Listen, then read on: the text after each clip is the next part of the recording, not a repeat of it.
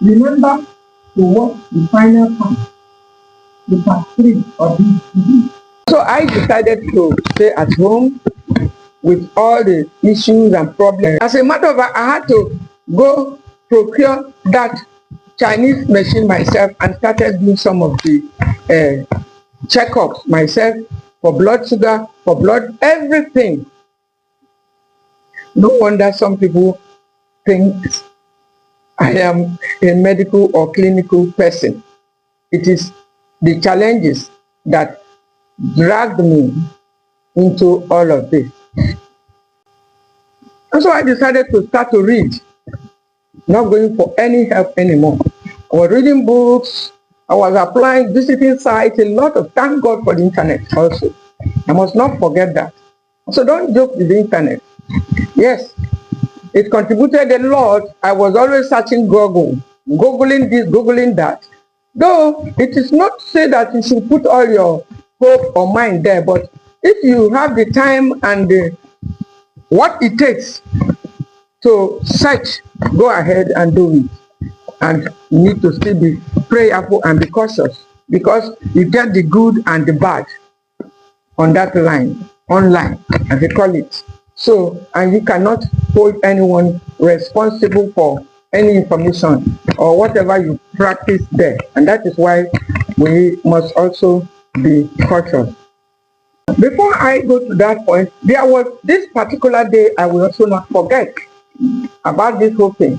And that was regarding the soya bean. I went out actually on a shopping in Lagos and was hungry. At that time, I was always afraid of food, anything called food, because no knowledge of what my body is going to accept or not. And so I was also particularly conscious of starchy food, fried food, and the packaged food. So I saw this particular soya bean, beautifully labeled, I mean liquid soya beans, and I decided to go for it. Honestly, it almost claimed my life. And that is why I often caution people about whether packaged things or whatever, especially soya beans. It is a source of phytic acid. It was then I knew this fact. And if it's not properly processed, it can claim someone's life. And most people are not even aware of it. So that day I almost gave up. But if it's not your time, it's not your time. It wasn't my time. So I went through the turbulence that followed the taste or the sip of that soya bean milk. And I will never forget that experience up to date. So I often caution everyone, beware of packaged food, especially soya beans. Be sure of the source, because it is one of the highest source of these phytates. Having decided not to go looking for health here and there, running for tests here and there, and testing antibiotics, I began to test some of these things I read online, some of these foods. The major changes include staying off the processed food, avoiding fried food, sticking only to alkaline foods, and avoiding acidic foods like bread, biscuits. As a matter of, at that point, I avoided peanuts. No, peanuts used to be one of my best foods. I stayed off all sorts. I was so strict. I made chicken soups. I made a lot of foods then in order to take my health back. Then one important aspect was the return of peppers. I was ill-advised because of the stomach ulcer to avoid peppers, and I actually followed those advices from non-professionals that pepper was the cause of ulcer, or peppers made ulcers worse, until I discovered that cayenne pepper was not among those peppers. So avoiding pepper made my condition worse based on the advice and suggestion I was given. And so I returned the cayenne pepper. And the very first night I tasted that pepper, after staying away for about 3 months or 6 months, thereabout.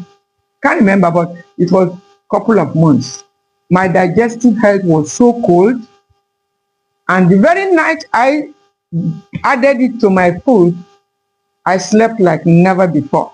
Remember, it helps to relax arteries, improve blood circulation. From that day on, I never let a day pass without including cayenne pepper in my diet.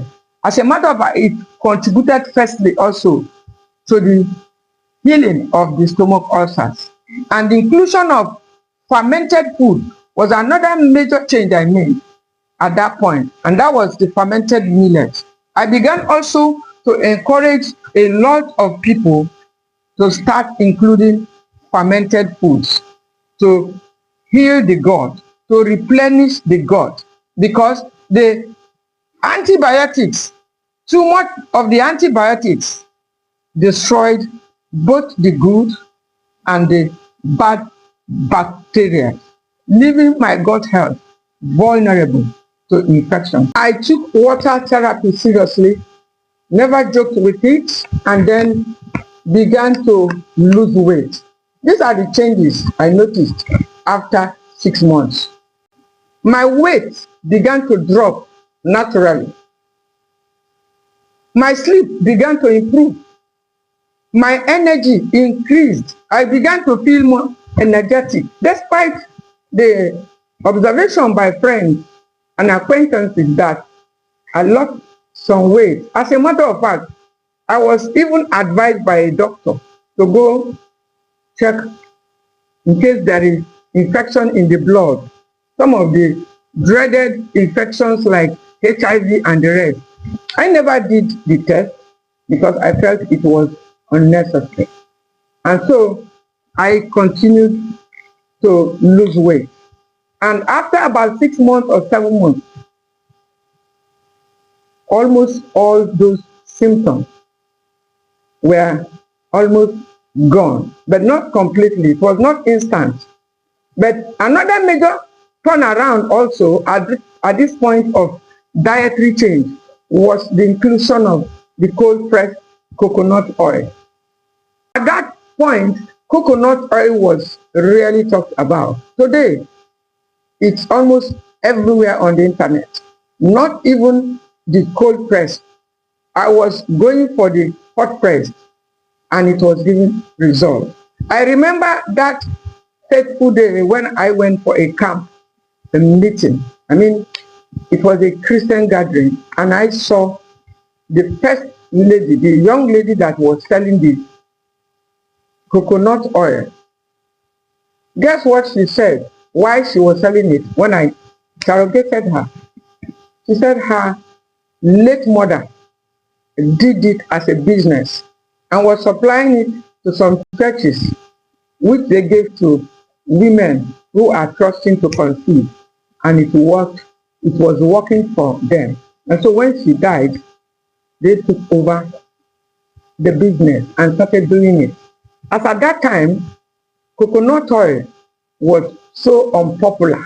But today, due to education, enlightenment, and awareness that we began to make after series of research, and then the results that we got, then you can see them even in pharmacies. It's sold all over the place.